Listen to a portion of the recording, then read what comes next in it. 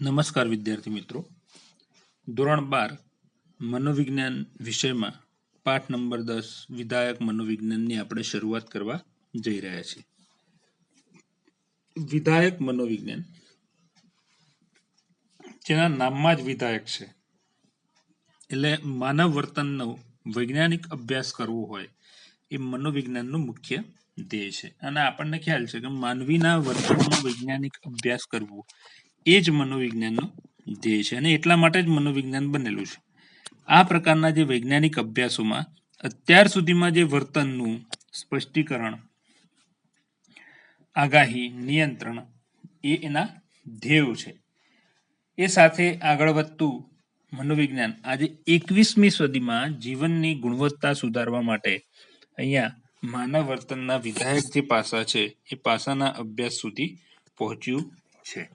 એટલે આમ આધુનિક મનોવિજ્ઞાન છે એ મનોવિજ્ઞાન વિકાસને સાવ 125 જેટલા વર્ષ અહીંયા પૂર્ણ થયા છે. આપણને ખ્યાલ છે કે મનોવિજ્ઞાન ને લગભગ 125 વર્ષ કરતા વધારે સમય થયો છે. એટલે 125 વર્ષની જે મજલ મનોવિજ્ઞાને કાપી છે એ માનવ સ્વભાવના નિષેધક પાસાઓનું વધુ અને વિધાયક પાસાઓની તુલનાત્મક રીતે જો જોઈએ તો ઘણો ઓછો અભ્યાસ કર્યો છે. એટલે મનોવિજ્ઞાન એવું માનવામાં આવતું કે મનોવિજ્ઞાન એ નિષેધક પાસાઓનો અભ્યાસ કરે છે. નિષેધક એટલે મનોરોગો, માનસિક વિકારો કે માનસિક બીમારીઓ, એના વિશે જ મુખ્યત્વે આજ સુધી વાતો થઈ છે. હવે ત્યાર પછી 125 વર્ષ પછી આપણે નિષેધક પાસાઓને હવે બાજુ પર મૂકી અને વિધાયક પાસાઓની તુલનાત્મક રીતે જે અભ્યાસ છે એ કરવાની વાત કરી રહ્યા છે. એટલે એ રીતે મનોવિજ્ઞાનની પાયાની જે બે વિચારધારાઓ છે, મનોવિશ્લેષણવાદ અને વર્તનવાદ, એમાં માનવ સ્વભાવ અને વર્તનનું આશાસ્પદ ચિત્ર ઉપસતું નથી. એટલે હવે મનોવિશ્લેષણવાદ અને વર્તનવાદ આ બંનેમાં આશાસ્પદ ચિત્ર અહીંયા કોઈ દેખાતું નથી. કેમ નથી દેખાતું? તો મનોવિશ્લેષણવાદ અને વર્તનવાદ બંને સુધારા કરવાની જ વાત કરી છે, અને બંને માનસિક વર્તનને ખાસ કરીને સુધારા કરવાની વાત કરે છે. મનોવિશ્લેષણવાદના પ્રવક્તા ડોક્ટર ફ્રોઈડે માનવ વર્તન માટે બાલ્યકાલીન સમયથી અનુભવોને મહત્વના ગણી અને માનવજાતમાં રહેલી જે આક્રમકતા છે અને જાતીય મૂળ વૃત્તિઓ છે, માનવ વર્તનને મુખ્ય પ્રેરક બળો એને ગણ્યા છે. એટલે એ પ્રમાણે એને બાલ્યકાળથી જ માણસની આક્રમકતા છે, જાતીય વૃત્તિઓ છે, એના વિશે વાત કરી, અને એ જ પ્રેરક બળો છે કે માનવી આગળ જતા એ જેવું વર્તન કરે છે એ પ્રમાણે આગળ ચાલે છે. જ્યારે વર્તનવાદમાં વોટસન એવું કહે છે કે આપણી આસપાસના વર્તનના જે પરિબળો છે એ બળો ખેંચાતું એક યંત્ર જેવું પ્રાણી છે. એટલે વોટસન શું કહે છે કે માણસ ઉદ્દીપક અને પ્રતિક્રિયા પ્રમાણે કામ કરે છે. હવે માણસ એ યંત્ર તો છે નહીં, એટલે દરેક વખતે ઉદ્દીપક હોય અને પ્રતિક્રિયા આપે જરૂરી નથી. એટલે આ બંને વાત ઉપર આજ સુધી આપણે મનોવિશ્લેષણવાદ અને વર્તનવાદ એ બંને ક્યાંક એવું ફલિત થતું નથી કે માનવ પોતે જ પોતાનો ઘડવૈયો છે. એટલે બંનેમાં આપણે જોઈએ તો એવું ક્યાંય જોવા નથી મળતું આપણને કે આપણે આપણી જાતના ઘડવૈયા છે. એટલે પોતે જ સ્વતંત્ર રીતે પોતાના જે ઉમદા વ્યક્તિત્વ છે એનું નિર્માણ કરી શકે છે. ફ્રોઈડ અને વોટસનના માનવ જાત માટેના કોઈ ઉજળા ચિત્રની વાત કરીએ તો ચિત્રના અભાવે મનોવિજ્ઞાનમાં માનવના સારાપણાને ઉપસાવતો ખ્યાલ એટલે કે માનવવાદી વિચારધારાનો જન્મ થાય છે. માનવીના સારાપણાનો જે ઉપસતો ખ્યાલ છે એટલે માનવવાદી વિચારધારા જન્મે છે. બીજું, મેસ્લો અને રોજર્સ જેવા જે માનવવાદી મનોવૈજ્ઞાનિકો છે એ માનવીના સારાપણા અને અનોખાપણા પર પણ ભાર મૂક્યો છે, અને આપણને માનવજાતનું જે ઉજળું અને આશાસ્પદ ચિત્ર છે અહીંયા પ્રાપ્ત થયું છે. માનવીમાં રહેલી જે સારપ છે એના અભ્યાસ પર હવે ભાર અપાવા લાગ્યો છે. એટલે માનવીનું સારપ કે સારાપણું છે એનો અભ્યાસ પર હવે ભાર અપાય છે. માનવવાદીઓ બાદ અસ્તિત્વવાદી જે મનોવૈજ્ઞાનિકો છે એ પણ માનવ જીવનની અર્થમયતા પર ભાર મૂકીએ છીએ. એટલે અર્થમયતા ઉપર, અર્થમય જે બાબતો છે એના ઉપર એમણે ભાર મૂક્યો છે.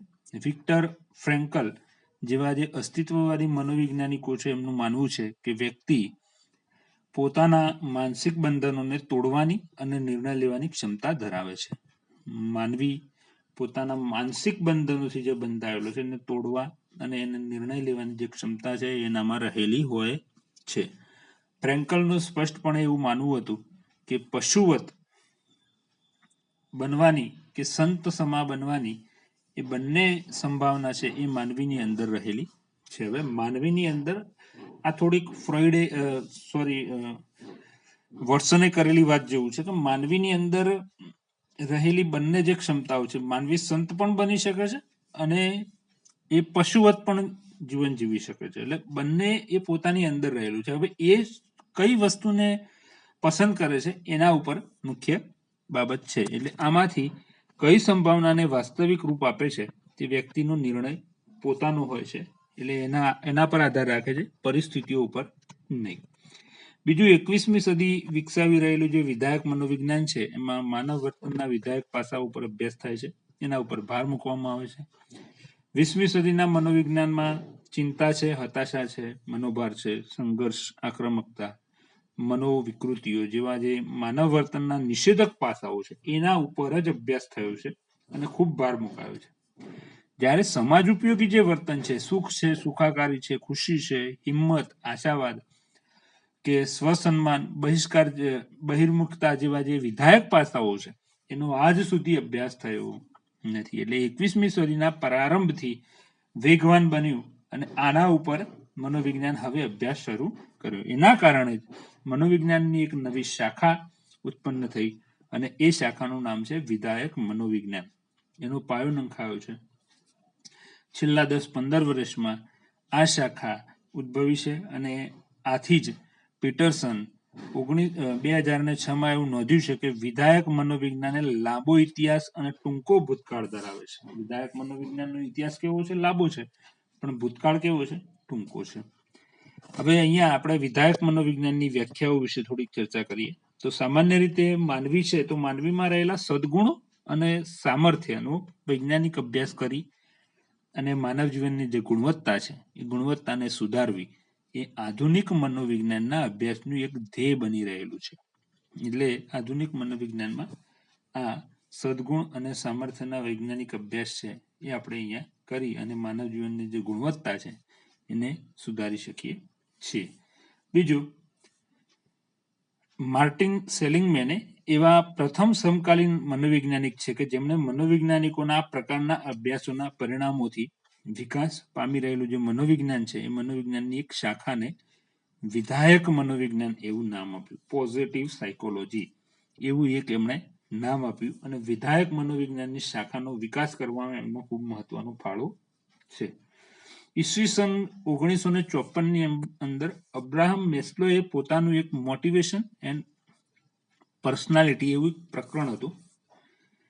એમાં પોઝિટિવ સાયકોલોજી એ પ્રકરણનું નામ રાખેલું. પુસ્તકની અંદર મોટિવેશન એન્ડ પર્સનાલિટી આખું પુસ્તક હતું. એની અંદર પોઝિટિવ સાયકોલોજી નામનું એક પ્રકરણ હતું અને આ પોઝિટિવ સાયકોલોજી શબ્દનો સૌ પ્રથમ પ્રયોગ છે એ મેસ્લોએ કરેલો છે, અબ્રાહમ મેસ્લોએ. જ્યારે મનોવિજ્ઞાનની એક શાખા તરીકે પોઝિટિવ સાયકોલોજી નામાધીનાને એને માર્ટિન સેલિંગમેને કર્યું અને આખી શાખા માર્ટિન સેલિંગમેને બનાવી. સેલિંગમેન ઈસવીસન 1998માં અમેરિકન સાયકોલોજી એસોસિએશન APA પ્રમુખ સ્થાને હતા અને એમને સંબોધન કરતા અપીલ કરી હતી કે જે માનવીના વર્તનની ખરાબ કે નિષેધક બાબતો છે એ અભ્યાસને હવે બંધ કરીએ. એમણે એવું કીધું કે આપણે હવે માનવીની નિષેધક બાબતોનું બતાવવાનું હવે બંધ કરીએ. કે આપણે જ્યારે પણ બતાવીએ છીએ, મનોવિજ્ઞાન જ્યારે પણ વાત કરે છે ત્યારે નિષેધક બાબતોની જ વાત કરે છે કે તમારામાં આટલી ખામી છે. એટલે દરેક વખતે વ્યક્તિની નિષેધક બાબતો બંધ કરી અને માનવીમાં રહેલા સર્વોત્તમ કે વિધાયક જે અભ્યાસો છે એને આપણે આગળ વધારીએ, એના સારા ગુણો છે એને બહાર લાવીએ. તો એઓના શ્રોતાગણને કહ્યું કે શા માટે આપણે મનોવિજ્ઞાનને ખુશી, હિંમત જેવી બાબતોનો અભ્યાસ ન કરવો જોઈએ. તો સેલિંગમેનને આશા હતી કે વિધાયક મનોવિજ્ઞાન એ મનોવિજ્ઞાનના કાર્યક્ષેત્રોને માનસિક રોગની સારવારથી પણ આગળ એવા તંદુરસ્ત માનવ કાર્ય સુધી વિસ્તારવામાં મદદ કરશે. એમને એવો ખ્યાલ હતો અને કે આવી ખુશી અને હિંમતથી આપણે જો એને આગળ વધારીશું તો સેલિંગમેનને એવી આશા હતી કે મનોવિજ્ઞાનના કાર્યક્ષેત્રમાં માનસિક રોગોની સારવારથી જે સારું વ્યક્તિ તંદુરસ્ત બને છે એના કરતા પણ વિધાયકતાથી એ સારું જીવન જીવી શકે છે. વિધાયક મનોવિજ્ઞાન એ સામાન્ય માનવ સામર્થ્ય અને સદગુણોના વૈજ્ઞાનિક અભ્યાસથી કશું વિશેષ નથી. એટલે વિધાયક મનોવિજ્ઞાન જે સામાન્ય રીતે જોઈએ તો માનવ સામર્થ્ય સદગુણોનો વૈજ્ઞાનિક અભ્યાસથી આગળ કશું જોવા મળતું નથી, એવું શેલ્ડન અને કિંગ 2001માં કહ્યું છે. ત્યાર પછી બીજી એક વ્યાખ્યા છે ગેબલ અને હેટની 2005ની વ્યાખ્યા છે. વિધાયક મનોવિજ્ઞાન એ વ્યક્તિઓ, જૂથો અને સંસ્થાઓના વિકાસ અથવા મહત્વ કાર્ય માટે જવાબદાર એવી પરિસ્થિતિઓ અને પ્રક્રિયાઓનો અભ્યાસ કરે છે.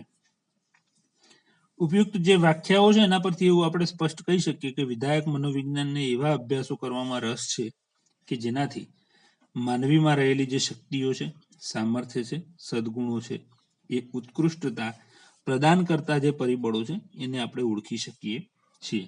આથી જ સેલિંગમેને 2003માં વિધાયક મનોવિજ્ઞાનના જે પાયાના સ્તંભો છે એ સ્તંભોનું વર્ણન કરતા અહીંયા જણાવ્યું છે કે વિધાયક મનોવિજ્ઞાનની ઇમારત 3 બાબતોના અભ્યાસોના આધારે જણાયેલી છે. વિધાયક મનોવિજ્ઞાન છે એની ઇમારત 3 બાબતોના અભ્યાસના આધારે એના પાયા પર જણાયેલી છે. એક છે વિધાયક વ્યક્તિલક્ષી અનુભવો, જેવું કે આનંદ છે, સુખાકારી છે, સંતોષ, આશા અને આશાવાદ. આ વિધાયક વ્યક્તિત્વ છે.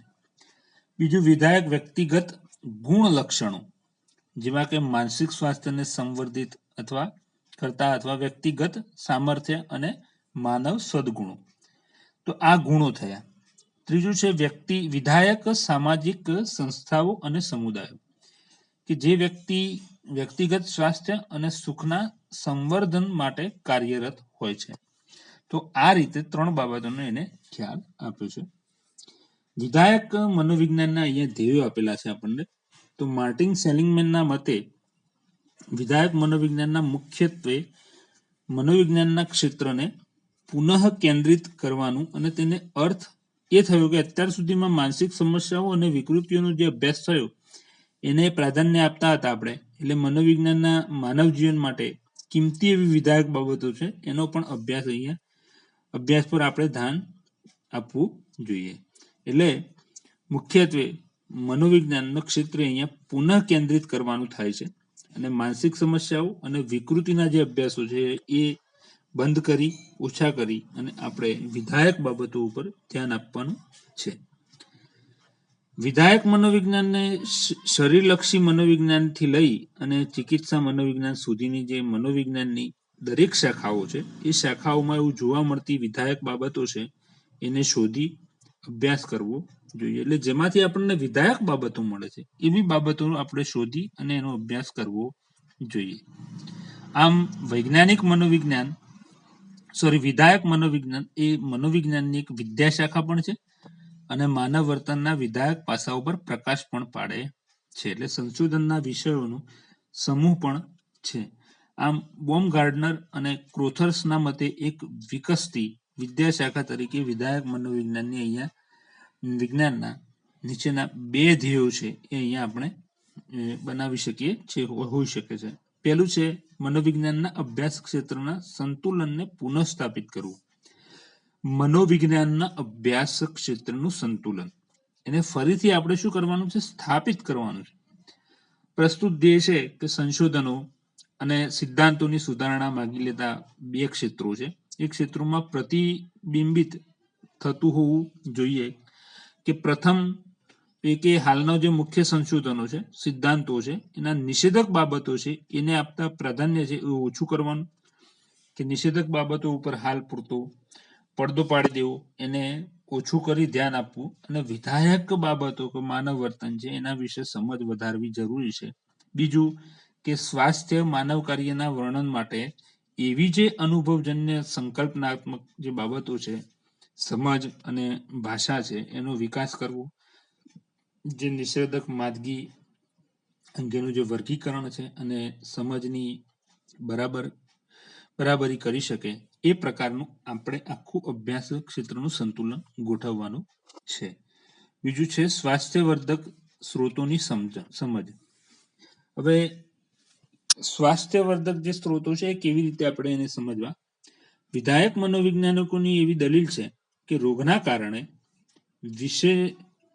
વિશેની જે સમજ છે એ મેળવવા જેટલું જ અગત્યનું માનવીનું તંદુરસ્તી જાળવી રાખતા કે વધારતા જે સ્ત્રોતો છે એની સમજ પણ મેળવવી જરૂરી છે.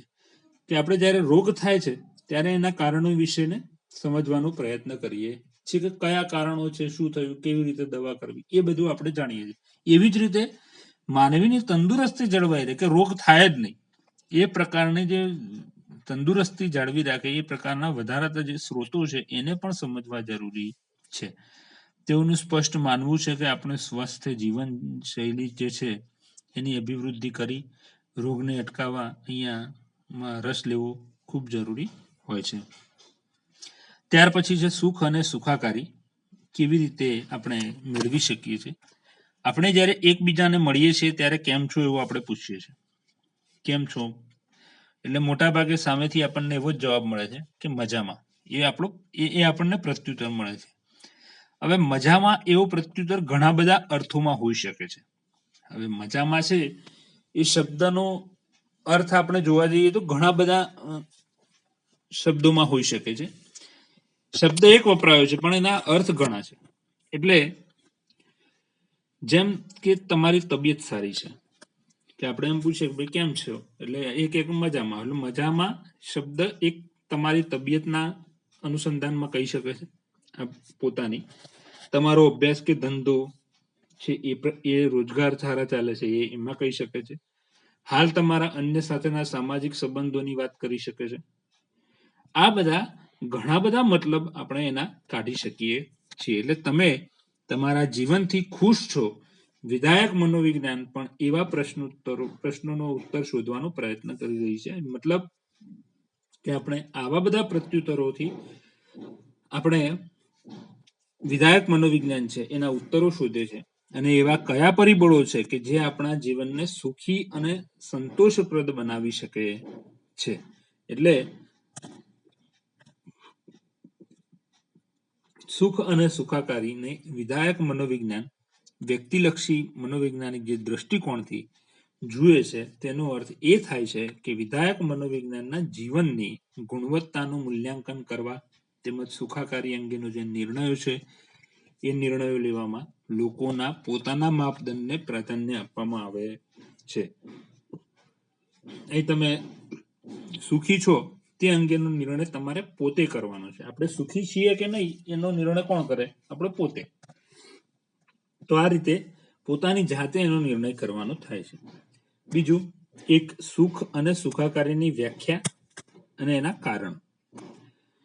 સુખ અને સુખાકારી ને સમજતા પહેલા આપણે સુખ અને સુખાકારી અંગેના જે વસ્તુલક્ષી અને વ્યક્તિલક્ષી માપદંડો છે એને સમજીએ. તો સુખ અને સુખાકારી અંગે વસ્તુલક્ષી માપદંડોમાં આવક, ઉંમર, વ્યવસાય, નોકરી, હોદ્દો, આર્થિક અને સામાજિક સૂચકોનો સમાવેશ થાય છે. આ વસ્તુલક્ષી માપદંડો છે સુખ અને સુખાકારીના. તો આવક સારી હોવી જોઈએ, ઉંમર, વ્યવસાય, નોકરી, હોદ્દો, આ બધું જો સારું હોય તો આ વસ્તુલક્ષી માપદંડ થયો. જ્યારે સુખ અને સુખાકારી અંગેનો વ્યક્તિલક્ષી માપદંડ આપણે જોઈએ તો જીવન અંગેનો સંતોષ, વિધાયક આવેગિક જે અનુભવો છે એની હાજરી, નિષેધક આવેગો અનુભવોનું પ્રમાણ ઓછું હોવું જોઈએ. વિધાયક મનોવૈજ્ઞાનિક સુખ અને સુખાકારીને વ્યક્તિલક્ષી માપદંડો છે એ સંદર્ભમાં સમજવાનો આપણે પ્રયત્ન કરવો જોઈએ, કે જેમાં વ્યક્તિલક્ષી જે બાબતો છે એમાં સુખ અને સુખાકારીના માપદંડો કંઈક આવા છે. એટલે વસ્તુલક્ષી સૂચકો એ વ્યક્તિના જીવનની હકીકતો જેવી કે ઉંમર છે, આવક છે, વ્યવસાય છે એની વર્ણન કરે છે. અને આ માપદંડો કે સૂચકો વિશે વ્યક્તિ શું વિચારે છે એ આપણે જાણી શકાતું નથી. એટલે અહીંયા આપણે ખાસ યાદ રાખવાનું છે કે સુખ અને સુખાકારી એના વિશે વિધાયક મનોવૈજ્ઞાનિકો અલગ અલગ માનતા નથી. એટલે સુખ અને સુખાકારીના જે વિધાયક મનોવૈજ્ઞાનિકો છે એ અલગ અલગ આમાં કશું માનતા નથી. વ્યક્તિલક્ષી સુખાકારી અને સુખને તેઓ એકબીજાના પર્યાય સમજે છે અને સુખ અને સુખાકારીની વ્યાખ્યા અહીંયા એમણે આપી છે. એમાં આ વ્યાખ્યા છે ડાયનરની 2000 આપેલી વ્યાખ્યા છે. પોતાના જીવન વિશેના વ્યક્તિના જે ભાવાત્મક અને બોધાત્મક મૂલ્યાંકનો છે એ મૂલ્યાંકનોને વ્યક્તિલક્ષી સુખાકારી તરીકે ઓળખે છે.